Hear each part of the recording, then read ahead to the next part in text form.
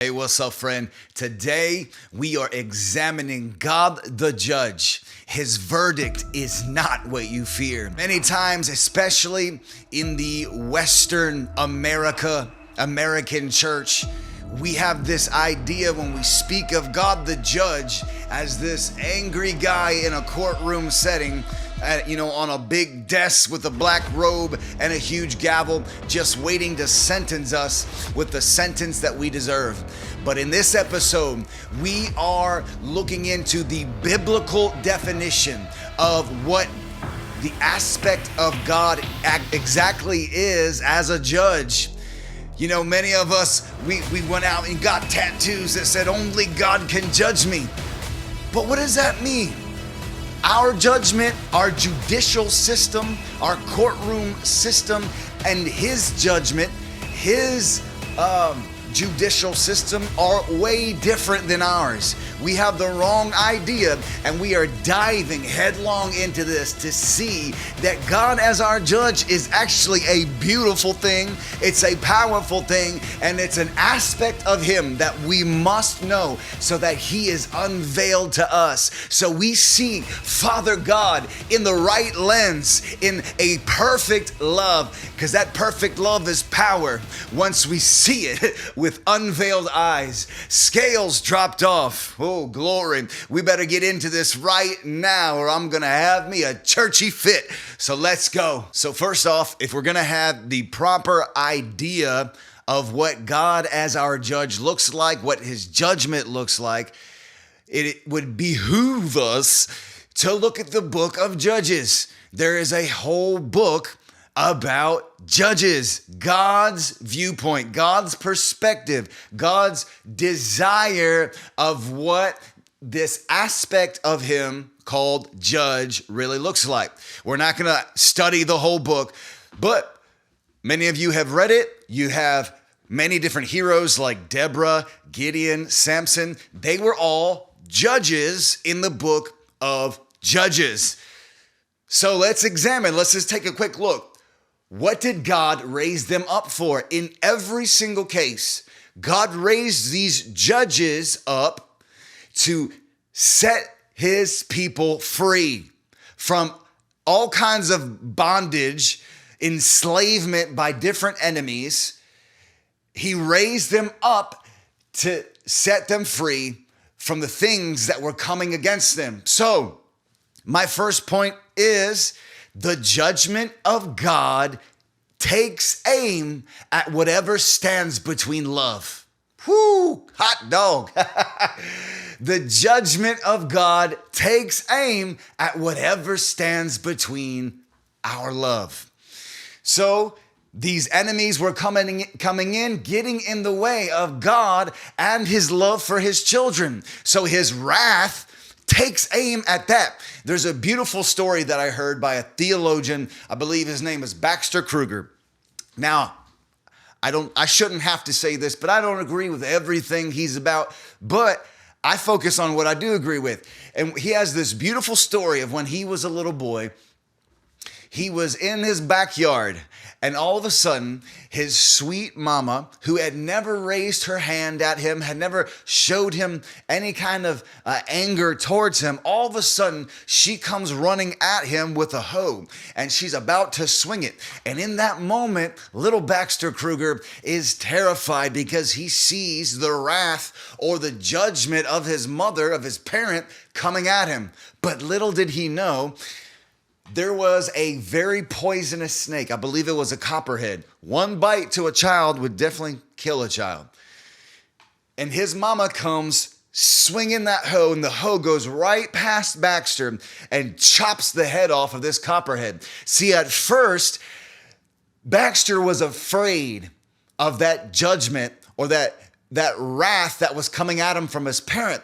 But when he took a step aside and saw that the wrath was not aimed at him, come on, the judgment was not aimed at him. It was aimed at that snake, at that serpent, at that poisonous enemy that was about to cause him harm. And Mama Baxter chops the head off that thing and saves him. And in that moment, God gave him a revelation of what the aspect of him called the judge actually looks like. The wrath of God, what it actually looks like. In that moment, he saw firsthand, it's not aimed at me, it's aimed at that thing that's trying to block the love between me and him, the love of God, the love of that parent. He is our parent. Isn't that good? So let's go to Psalm 68. We're just going to take one look into one scripture to seal this thing, to send it home. Holy pancakes, are you ready? I'm ready. Psalm 68, verse 5. A father of the fatherless, speaking of you know who, Big Papa, right? The judge. A father of the fatherless and a judge of the widows. Now, this is the King James version. I selected this one on purpose because we have to be careful with a lot of these older translations. I don't have anything against them. I carry a King James to church with me. My pastor preaches out of the King James. Got nothing against it. But the older translations paint God in a harsher picture. And we have to be aware of that. Nothing against the translators. They were just working with what they had. Just as the Bible has said, knowledge has grown in these latter years. And so we have more scrolls to pull from. We have more knowledge to pull from so we can understand these ancient languages a little better. Just out of common sense, okay? Would God pour his wrath or judgment on a widow because she's a widow? Does that make any sense? He's a good God. He's in a good mood. He's a good father. We say all these things, but when we study scripture, it's like we lose our minds. We lose our perspective. Does that make sense to anybody? Go ahead and comment in the comment section. God judging a poor widow makes no sense. Come on, type it down there so you get it down in your spirit. Psychologists tell us if we write things out, it gets in our thinking. It gets in our subconsciousness and upper consciousness. So type it. All right. Whew. I feel the Holy Ghost in here. Hallelujah. A father of the fatherless, a judge of the widows, is God in his holy habitation. How many people know that God's holy habitation is in you? You are his temple. Come on. So how much more true is this Old Testament scripture today when we have a better covenant? We are covered in the blood of Jesus. He is ever present in us. So come on. All right. So here's what I want to get to. This word judge, I believe the Hebrew word is Yahan, something like that. Y'all just bear with me. But it actually means advocate, protector, defender. It means those three things. So the King James translated this judge, but in a lot of our modern ones, like the ESV, they translated it correctly into either one of those threes: advocate, protector, or defender. You need to remember that. So when you think of God judging you, that's what you have to think of. He's protecting me, he's defending me, and he is my advocate. We think so many times, because of our Western idea of the courtroom, listen, we are not in a courtroom with our Father.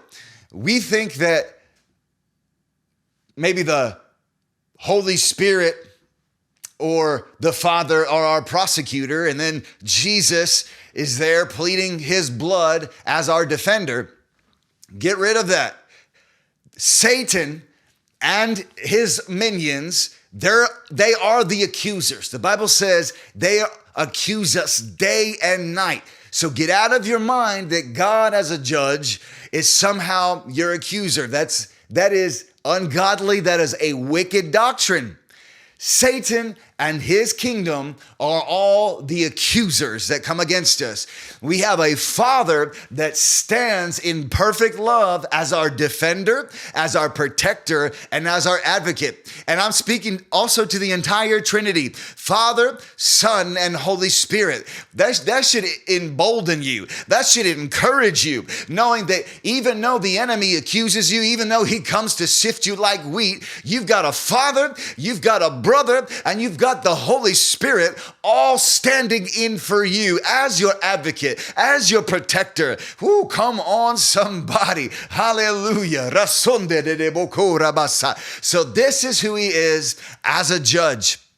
We don't have to fear it. In fact, we shouldn't fear it. If we fear the judgment of God according to Scripture, we have not been made perfect yet in his love, because perfect love casts out all fear, and fear of punishment, fear of judgment. Come on, holy pancakes. I'm continuing in this Unveiling God series because I believe with everything in me, it is heavy on the heart of our Father. It is something that he desires, something that he is passionate about.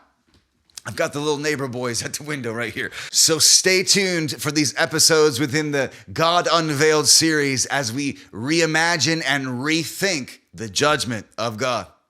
Thank you so much for stopping by today. I'll see you on the next one. Bye.